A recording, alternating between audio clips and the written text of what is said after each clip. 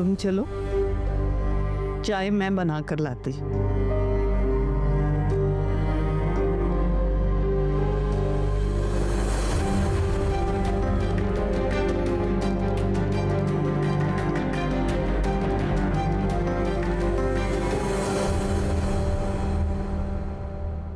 क्या हुआ, परेशान क्यों हैं आप?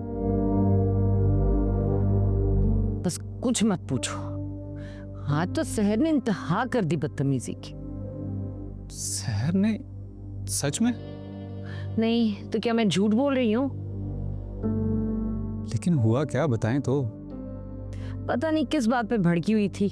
पहले तो गिफ्ट्स लेने से इनकार कर दिया, अब फिर इस हद तक बदजुबानी कि तौबा।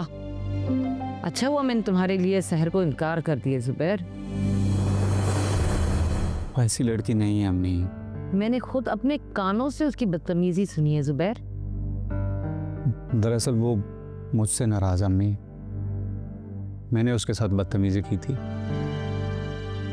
मिसअंडरस्टैंडिंग हो गई थी कोई हमारी। तो उससे तुमसे नाराज होना चाहिए था, मुझसे नहीं। मैं बड़ी हूँ, मैं उसके साथ खेलती नहीं रही हूँ कि इस हद तक वो बदजुबानी करे मेरे साथ।